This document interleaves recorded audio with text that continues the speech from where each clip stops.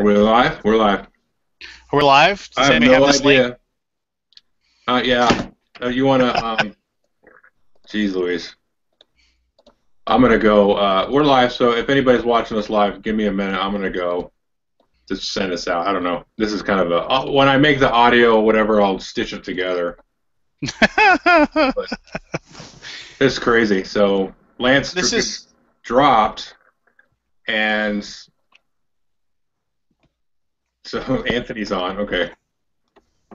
I think If tweet it or whatever, I appreciate it. I'll try to do it too and stuff, but not a big deal. I don't know what happened. Like, you locked up, and then that was it. And then you couldn't join. I invited you like how many times? I was like, oh, you can't join. I'm like, yes, you can, dummy. I think it's one of those, maybe like because it's locked up my IP address or something. Maybe just like it was being used technically by that or whatever. I even restarted my PC. I did the have you restarted your computer? That didn't do anything either. So. Anyway, I was in the middle of a long-winded discussion about the Marvel Dice Masters, and I don't even know when I got cut off. But the thing is that it's got everything that it needs to be for it to be a success. I mean, for like it or not, it has the collectible format, which honestly isn't that big of a deal, because if you buy 2 Gravity Feet, I mean, $100, which is a chunk of change, but if you put $100 together, you can probably get everything but the ultra rares easily. Yeah, absolutely. And with the trading and that stuff, yeah. Yeah, I mean, it'll take a little work, and that's part of the fun too. I mean, it's like, sure, you could like find some way to buy one of each and just do it, but I mean, that earning it and having all of them is kind of in and of itself kind of a fun aspect as well. But it's a thing where it looks nice. It's fun. It's got that great anticipation when you're rolling the dice and trying to get the good rolls.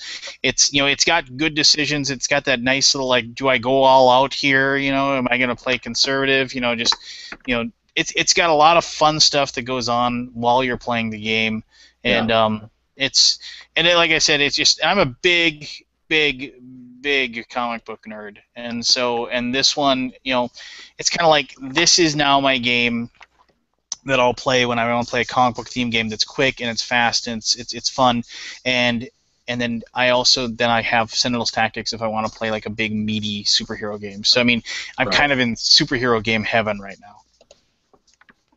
Yeah, I mean, it wasn't so long ago that we had like a total dearth of superhero games. There were none, and then Sentinels came out, and then last year Legendary and DC, and then now we got Sentinels Tactics and Marvel Dice Masters, and then I got in the mail the other day. I just sat around and actually haven't played a game, but I just kind of dinked around with it, kind of learning it, and it's called Pack of Heroes. It's a little 2-player card game, and by the guys that designed Archaeology, the card game, and Sushi Go. So it's a little quick kind of quick playing superhero game, but it's like kind of really old style, almost bad comic book art, but it's kind of like comic book art from the 60s, and it looks kind of neat. So I mean, and there's a couple other ones, like we had Heroes of Metro City, and there's some other ones that have been out. So now there's all kinds of comic book games, some good, some bad, but anyway. There you go. Yeah. But yeah. So I think I know you've got to do the what's I'm looking for. You probably have dinner coming up soon, right? Yeah, I got another 20 minutes or so. Well, I was gonna say, I mean, do we have any questions about our picks or anything like that? Or we do. I still have the old one up. The questions that have been out there for a million years. Please tell me Mike Elliott is still listening to us. Probably not. He probably stopped. He was like, whatever. You guys suck. He was in. Yeah. He's like, what a lame show. Yeah. What a lame show. Yeah. Here's a quarter. Go buy another. If he was on, I was gonna ask him if he'd send me a Mr. Fantastic. Maybe. Yeah, I don't think he's on. Let me take a look here. Son of a. I can't. I don't know how to tell unless they chat. He could be in watching still, but. Well, Yeah, let me go grab the old questions here because I was scrolling through. I didn't see any questions really that we didn't actually answer. Oh, There's a couple good. questions about Arkham and Eldritch Horror, but I think you. I don't think I'll ever play Arkham again, honestly, unless I just want to just old school it, you know. Right. Well, there is one question. Some questions here that are old. We might as well get them out of the way. They're related to superheroes. Two questions. I'll just read them both to you. If you could have one superpower, what would it be? And if you could have only one superhero game, what would it be? Oh man. Um, well, only one superpower. I mean, geez, you can go back and forth. I mean, it's just like I'll take. Invulnerability. Yeah, Done. I'll take the Beyonder power. Thank you. No, no, like a real, yeah. I've often thought about this. Like, think of like Charles Xavier. I mean, not like being able to like read minds, control minds. Mm. You know, that is like you'd hope that absolute power wouldn't corrupt absolutely in that situation. But I mean, that would be one of those like ultimate level powers. And I don't think you should be allowed to choose an ultimate level power if you're going to be picking. I feel like I'd have one superpower. I mean, you should Yeah. be sticking with the basics like super speed, the ability to fly, Right. super strength. Those are the ones you should be picking from because instead of like picking anything too huge. But I've always thought. Well, I mean, flight just sounds really cool, but I always liked the Flash more than Superman. I always Mm. thought being able to run and Silver Age Flash, Barry Allen with the Hmm. with the wings on the old World War One helmet. I just always thought the idea to run, being able to run really, really fast, was really cool to me, and I always dug that. I mean, obviously, if you're gonna go like the big, like if you're gonna go power sets, then you got to start thinking of like being Superman. Well, that'd be super, obviously super cool, flight and lasers for eyes and super strong and everything like that. But, Yeah, I got to you go know, flight, honestly. I mean, at the end of the day, because I think well, that's just yeah. something I could use. I mean, you could do speed, but I assume if you fly, you can fly fast. I don't know, but Well, in their races, Flash always beat Superman. When they went on their races. So yeah, he did. so I mean, he was and then towards the end, the big thing was it was like when they'd race the reason why and they'd always like conjecture and stuff like that. But one of the reasons was the Speed Force, which was like this like ridiculous thing, but it was like this mythical power out there that all of like the people that move super fast kind of tapped into, Mhm. and one of the reasons why Silver Age Barry Allen Flash was so fast is he could actually tap into the Speed Force, and he could actually drain other people's Speed Force from them. And make himself faster, and so that was. But the other thing was, it was that actually, I'm not. It isn't Barry Allen. God, what was his name? Barry Allen is the other one. I'm getting the wrong name. Somebody will correct me. I apologize. I just lost nerd cred. But the more recent Flash, the reason why he always won was he was so fast that he was able to actually like dissolute his molecules, and so he could run through walls at super fast speeds, and Uh, without actually. So he had like a kind of like a phasing ability, and so when they raced around the world, Superman actually had to like take corners and dodge things, and like go around stuff, whereas Flash could just go in a straight line, and he didn't have to worry about running into anybody. Interesting. Yeah, if you want to go, that's so. But there's other things like being invisible. Obviously, that'd be awesome. Totally. Did you ever play? You ever heard? Yeah, you probably don't. You don't play role playing games. There was a role playing game, and it's dark in my room and I can't see it right now. But it's Godlike, and it's the idea of superhero people gaining superhero powers during like right before World War II. And so like the game is about World War II and playing. It's like, so it's a military role playing game, but you are these superheroes, and it isn't like you have like all these superpowers. It's like you have like flight is an ability, and that's all you do is you can fly. And but every power has with it it's this one drawback that allows you to do it. So like they talk about this one guy who's invisible, but he's only invisible when he closes his eyes.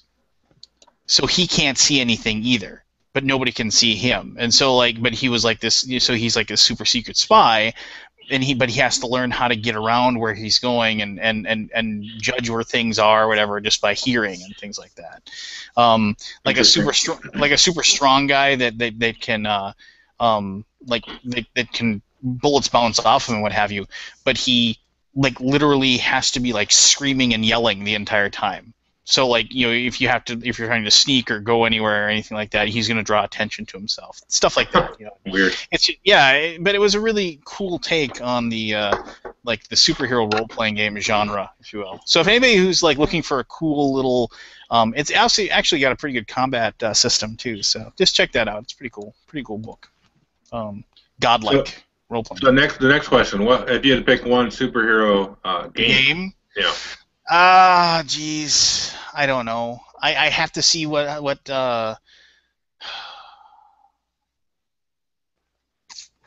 I get my money back that I already spent on Marvel Dice Masters?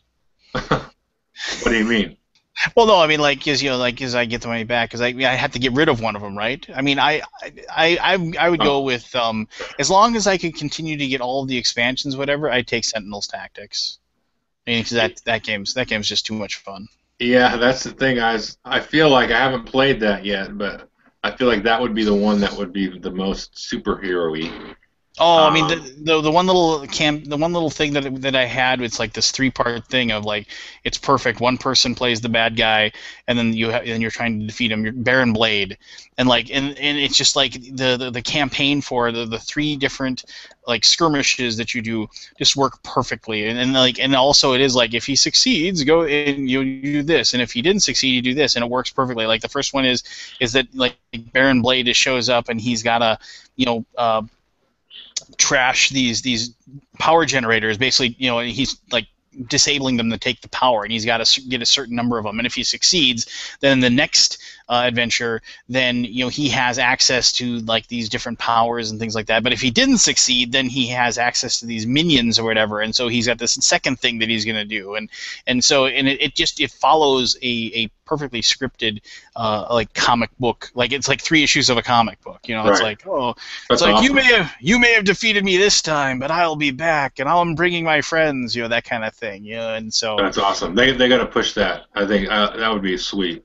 Yeah. So, and you know what? It's damn time that they finally start actually making a real comic book of that.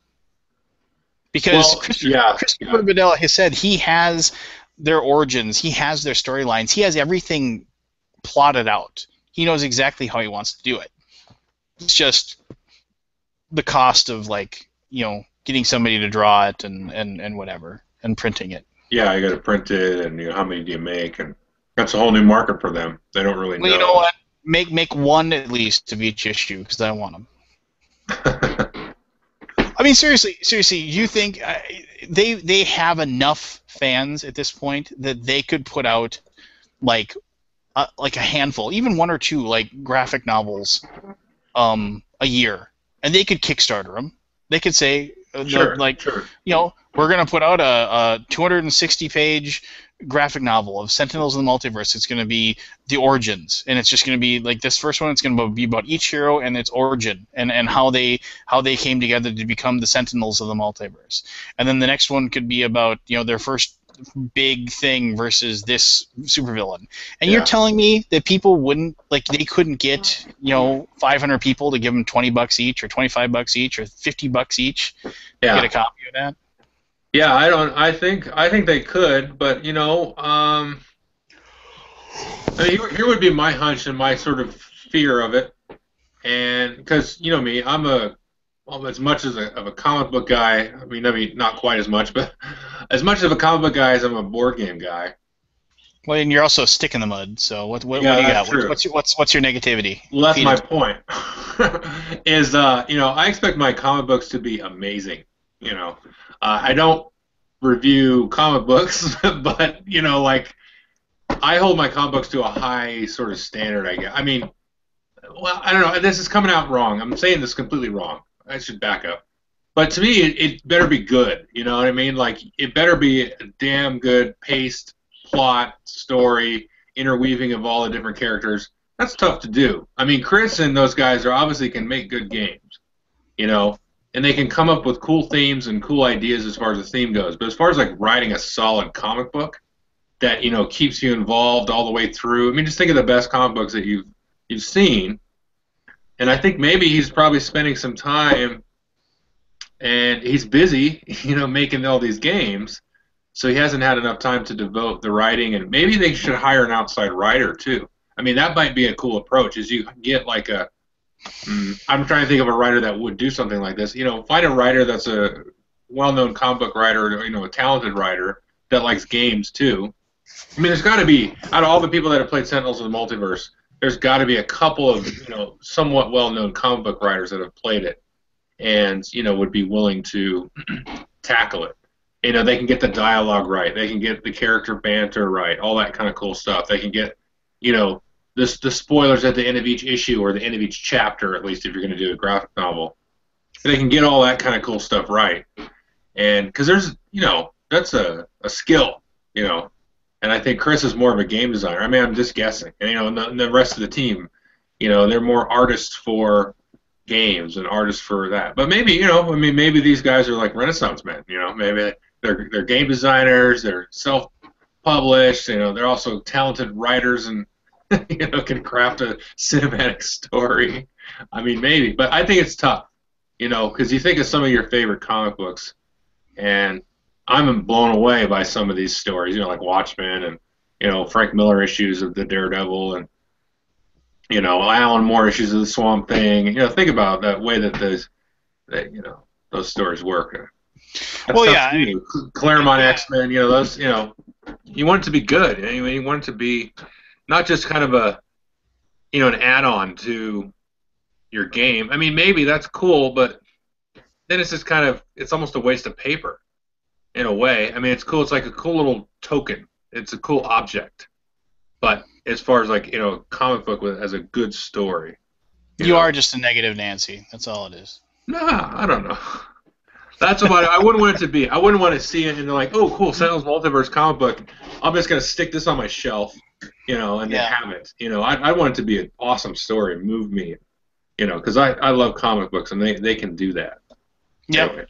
Anyway. I remember. I read an essay about comics and what have you and everything about them, and at their absolute worst, it said comics are just an extenuation of really basic male power fantasy. But no. But this isn't. It wasn't me. This is an essay I read. It's like they said the very worst. You take that back, Lance. But no, and then they said, but at their very best, they're on the same level as any literature that you can find. That's right. You're right. At their worst, they are exactly what you said. Yeah, I wasn't listening. I just got caught up in the last part of the sentence. Yeah. Right. At the worst, they are. They're horrible. I mean, you look at some of these crappy, overly drawn women and men and everything. It's just like a Rob Liefeld comic book. Yes. There we go. Perfect example. Or some of those Image comic books that came out in the '90s. Was all. Yeah, it was the Ameritrash of comics. You just pure chrome. No, you're being unkind to Ameritrash then. It's just garbage. No, I mean, okay, yeah. I should say like cash grab Ameritrash then. Let's put it that way. Yeah, that's special foil cover. Yeah, that stuff ridiculous, horrible. Yeah, but no, you go back and you look at some graphic novels that are amazing, like Batman. Superman Red Sun. I mean, if you ever read that graphic novel, it was amazing. An Ultimate Superman or whatever that was. Not Ultimate. And then, what was that? And then, well, amazing... there was. No, it wasn't. The one where he flies in the sun and then he figures out he's dying and there's all kinds. Yeah, of I know what you're talking about. Yeah. That's awesome. But no, but yeah, like the Superman Red Sun. Like, what if Superman had landed in Russia? In the Soviet Union, and in communist Russia, we do not have Superman. Yeah, and then like Batman, Tim Sale, and oh gosh, I can't think of the guy who wrote them now offhand, but like Yeah. Batman, The Long Halloween, Yeah. and Oh the yeah. follow up, The Dark Victory. I Yeah. mean, those two are just. I mean, that was like. And Hush. I love Hush. You ever Oh read yeah, Hush? The Hush was a great. That was like right as I was getting out of comics, Yeah. the Hush storyline, That's a great and one. I mean, a lot of that Batman stuff. I mean, it just, Batman always had like some of the best like little like throwaway lines. Like I remember, I think it was in Dark Victory, where, or no, it might have been a Long Halloween, and like he's chasing the Scarecrow down, one of my favorite Batman villains. And my two favorite villains of his are the Scarecrow and Mr. Freeze, and those are my two favorite ones. And he's chasing the Scarecrow down because Scarecrow, of course, he can't fight. He's just this little wimp. But he's got the gas and everything like that. And there's this 2-page splash scene. And you see like basically Batman's landing this haymaker punch to his stomach, and he's just folded in the middle, action shot, and it says like the little blurb on it says something like um, Jonathan Crane made me relive the murder of my parents, over 100 times in 24 hours with his nerve toxin or something like that. It's like it's the worst night of my entire life. I try not to enjoy breaking his ribs. Yeah. I will always remember that line. Yeah. I try not to enjoy breaking his ribs. That's a great one. It's just I think that's why. And I read another thing about Batman. Like, why do people like Batman so much? And other than the fact that he's got cool toys and everything like that. Mm-hmm. And they quoted a really great book. If you haven't read it, you really should. It's by Neil Stephenson. It's called Snow Crash. And I think anybody who's into like any kind of cyberpunk, like kind of dystopian future world type of books, you need to read Snow Crash. But the person that is like the story, one of the major characters, his name is, no lie, hero protagonist. That is his name. Professional computer hacker and world's greatest swordsman is like his business card. He's training with this samurai sword, and there's this one kind of line where he says, up until a man is 30 years old, he thinks that if I just had enough money where all I could do was train, I could be the biggest badass in the world. Like I could be abducted by Shaolin monks and go and spend 20 hours a day learning kung fu, and I'd be the biggest badass in the world. And he kind of like goes through this thing, and I think that's why people like Batman. It's just because it's like, if and they even say that in Snow Crash. If my parents were murdered and left me their billions of dollars, I could, and I was consumed by the idea of revenge, I could become the greatest badass in the world. And so I think that's kind of like, people kind of see Batman as being this kind of, like, if I really just was consumed by the desire to be that guy, you could be Batman if you had his bankroll and everything else. Yeah. And speaking of which, did you see the picture of Ben Affleck and the Batmobile today? I They did. released it today. Yeah. It's got the Frank Miller Dark Knight Returns costume. Yeah, I can't say I don't like it. Yeah. If they go Dark Knight Returns on me, I'm probably okay with that. If I think Affleck might be able to pull off like grizzled, pissed off Bruce Wayne. Yeah.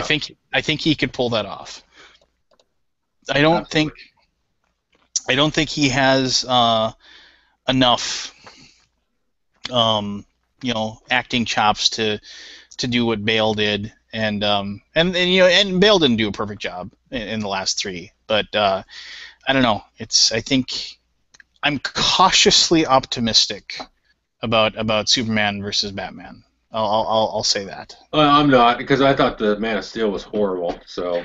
Well, Man of Steel was awful. I mean, it was, but this is their chance at redemption, though. I mean, this is their ability to take it back, and you have to try really, really hard to screw up a Batman movie. I mean, and Joel Schumacher pulled it off repeatedly, but Did you ever? Sorry to sub-reference. I know you probably have to go make dinner or whatever, but Yeah. did you ever watch the old Batman the Animated Series? Yeah. Oh yeah. Yeah. It was out in the '90s or so. Yeah. Yeah. And it was Uh-huh. just really well written. There Yeah. is Yeah. It's fun. there's an episode of it which is great, and you should track this down if you haven't seen it. It's this group of kids, and they're talking about what Batman is, right? And they actually talk about like these like three different versions of Batman, and like because it was a 30-minute show, and they had like little 9-minute segments of each one, and like one of the segments is like classic Adam West era type Oh yeah. Batman. Like where everything is like cartoonish supervillainy, like like the Joker having giant Jack in the Boxes with machine guns and things like that, or things like that, where it's just kind of ridiculous. It's like Right. if you read comics in the late '60s, early '70s, that's what it looked like.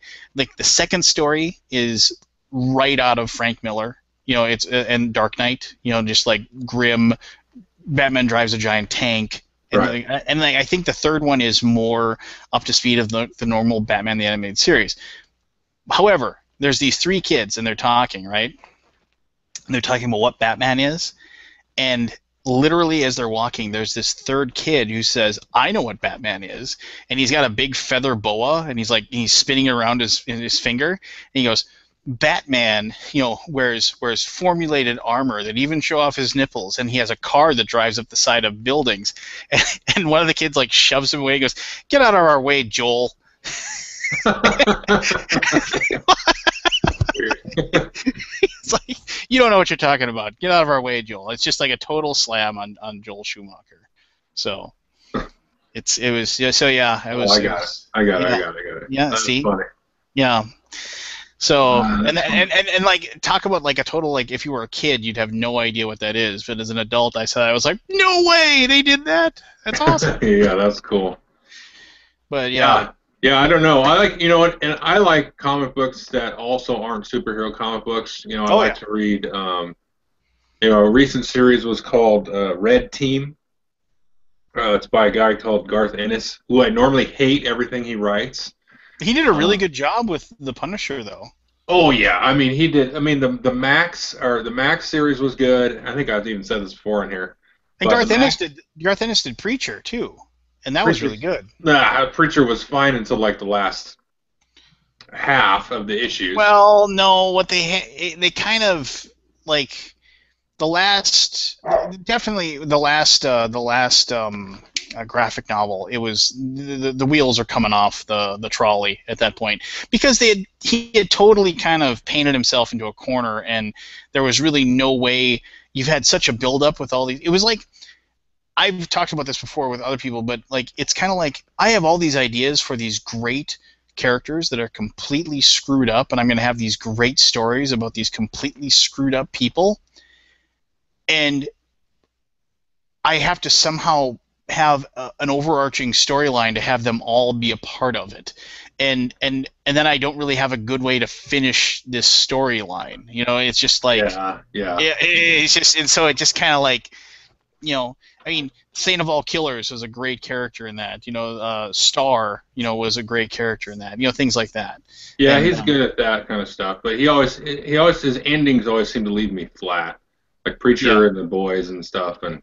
Well, the Boys ended horribly. Talk about a great premise that just mess. Fell apart. Yeah. Well, I gotta call it quits, my friend. Yes. Well, I mean that's fine. What else? Give me another good comic book that isn't a superhero comic book that you've read recently. It isn't The Walking Dead. Yeah. Well, let me see. Red Team, I read that. Well, I read a lot of the Star Wars stuff. Swamp Thing, I've been rereading those. That's why I mentioned it earlier. I really the old school Alan Moore saga. Oh yeah.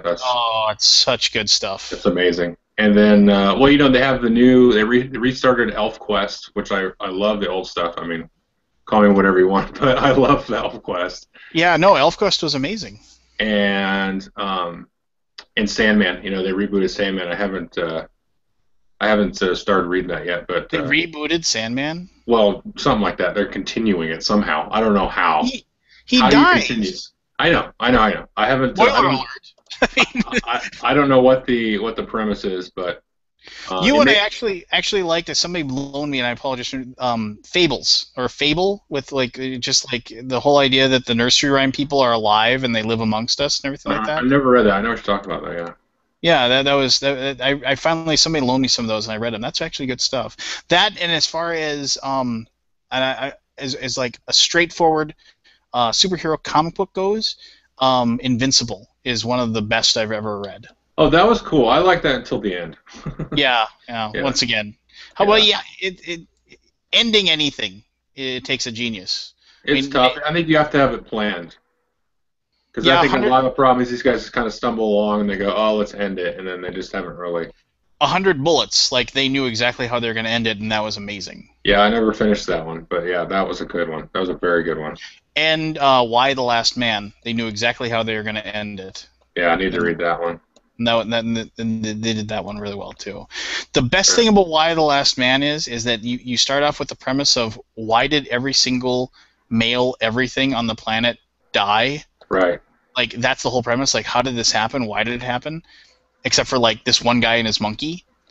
And it's like almost, and so you think that's going to be like the whole thing, like, oh my gosh, what is it? What is it? And then like about a third of the way through, they say, yeah, this is what it was. And I'm not going to give anything away, but it's just totally like kind of a throwaway, yeah, this is what happened.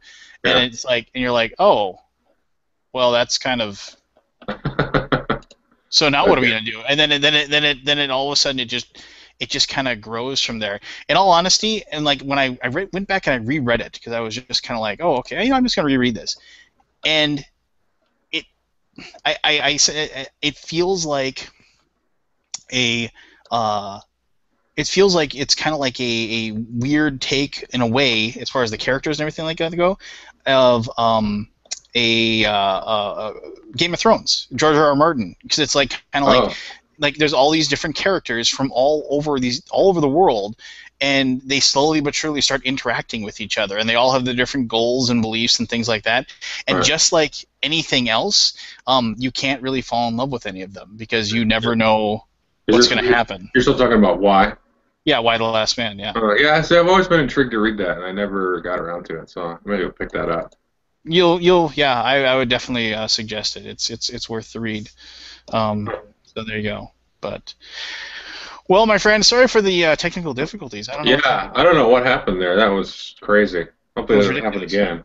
No, hopefully not. And but yeah, thanks to everyone who was listening. Yeah, I just noticed in chat there's somebody there is actually a Sentinels comic that came.